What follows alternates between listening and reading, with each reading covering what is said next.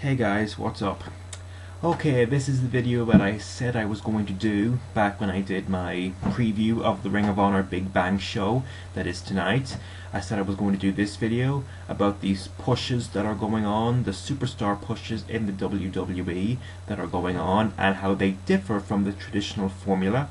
I said I was going to do that video, so now that's what I'm doing now. As you will notice, I am a little closer to the camera as I usually am. I have finally got myself a chair. Before I was sitting on the side of the bed, so this is an upgrade, so to speak. I have caught up with all the people who have already harnessed the awesome power of the chair, but you know, better late than never, huh? Okay, so on Monday I did the WrestleMania review video and I gave it a positive review, and when I talked about the Money in the Bank, I talked about how despite the fact that I am a Jack Swagger fan, I was not very happy with how they executed his Money in the Bank victory because they had not built it up. You know, to me, building something up is more important than something being unpredictable. That's just how I see it. If you do something unpredictable, but it still doesn't make sense, that to me doesn't work. I would much prefer to see something that I would expect, but that was built up well. That's just me. I know that's a whole different video right there, but that's what I thought about the Jack Swagger win. Despite that, I thought to myself, okay, this is the Money in the Bank match. The match where guys can sneak up from behind and win the match on a whim like that. It is somewhat believable that Swagger could win, just like pretty much anyone in that match could win and make it somewhat believable. And so I decided, I thought to myself, okay, if they give him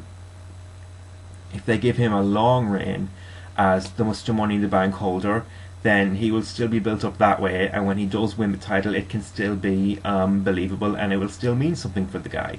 You know, I talked about how the Money in the Bank pay-per-view in July would put a stoppage on a long holder of the Money in the Bank briefcase, but I was actually going to do a booking video explaining how I would correct that. I was going to correct that by in the weeks leading up to the Money in the Bank pay-per-view. It's a few weeks before the pay-per-view. I was going to have Swagger try to cash in. He would cash in and he would lose. It would look like an accidental loss. It would look like a fluke loss. It would look like you know, he made a stupid mistake or something like that.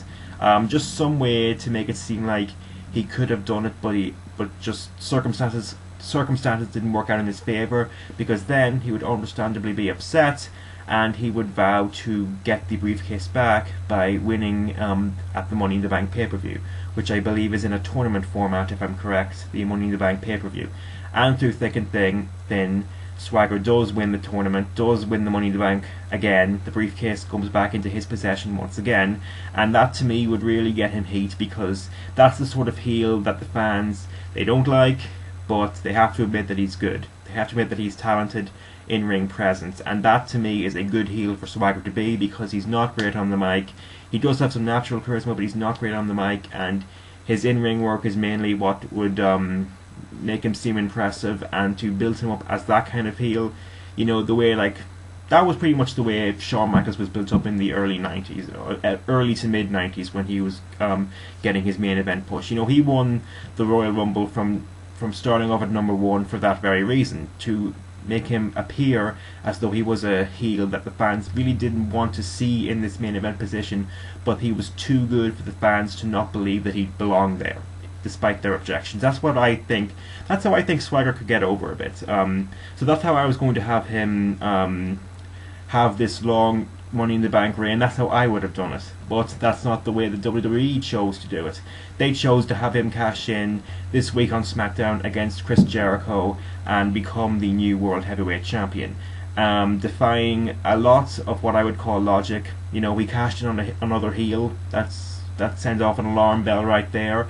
We've seen Cena and Swagger work together before. We know they can have good matches, so that's better than, say, Cena Sheamus. That is better than that. So, you know, I really thought that Cena would have been a better option. That's just me. But they went ahead and did it. And the first thing I noticed was the fact that he did not play the character that had been, I'm not going to say built up, because of course I just said he hadn't been built up, but the character that he had been portraying since he came into the WWE, which was this goofy, flamboyant presence that that was where his natural charisma came from.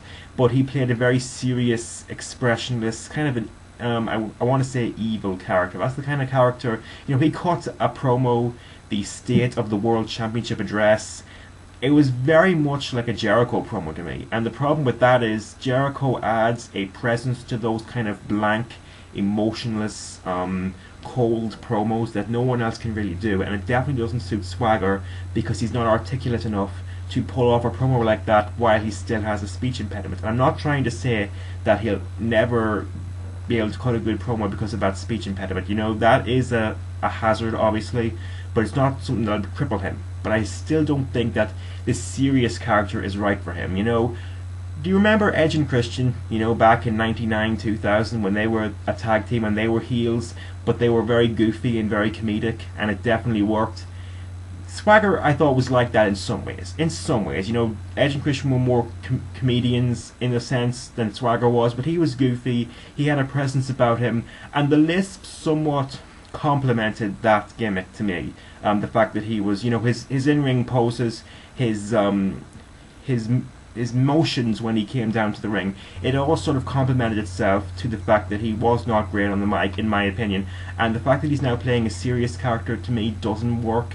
Maybe he'll grow into it a bit. We'll have to see if they actually stick with it, which I'm sure they will, because they deteriorated from what he normally does, so I imagine they wouldn't do that for no good reason. So I'm sure this is what he's going to be now, but I just don't think it's going to work.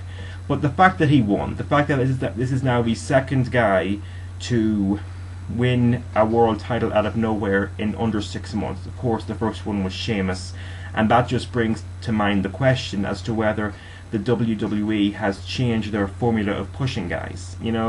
Let me bring your attention to the other guy that's being pushed consistently right now, and he's being pushed gradually, and that's The Miz. We haven't forgotten about The Miz, have we? It's kind of hard to forget about him. He holds three pieces of championship belts on his body. He can go on all three shows. He is probably, he's not my favorite mid-carder by any means. I do think he's really improved. I do think that he's really improved, but he's not really my favorite mid-carder. But I do think he is the most over, and that's not because he won a world title out of nowhere. That's because he's being built up gradually, in my opinion. They have what they have with Miz going on, and they can definitely see that it's working as well as we can. So I don't understand why they wanted to rush this thing with Swagger. Because, of course, Sheamus is still in the midst of this kind of non-traditional push, and they still haven't seen the long-term benefit of something like that. I will admit, the results of the Sheamus experiment have improved since he lost the title. I will say that. They've become more responsive to him. The fans have become more responsive to him. He's starting to be seen, I would say, more as a transitional main eventer as opposed to what he was before, obviously. So in that sense, I guess giving him the title was somewhat beneficial to him. But at the same time, is that really the way you want to use your world championships? To take a jobber from jobber status to the status of a traditional main event, transitional main eventer in the same level as someone like The Big Show or Mysterio or Punk or Jericho or those guys? Is that really the way you want to use your titles, your world titles, as opposed to building up a credible mid-carder into a main event star that you could believe could consistently main event? That's my thing. That's not the way to use your world titles. Even though the results of the Sheamus experiment, as I would call it, because it's still testing the waters of how this works for a guy, even though they've improved, I don't think it's finished yet. I don't think they've conclusively seen how much benefit this has done for Sheamus. After he's done feuding with Triple H, and I know I talked about in the last video I did on this guy, how if he got a win over Triple H, which he still might in this feud, that he's not going to go away. But they still have not shown me that conclusively, that once Triple H and Sheamus stop feuding, Sheamus will still be relevant. And that's my problem.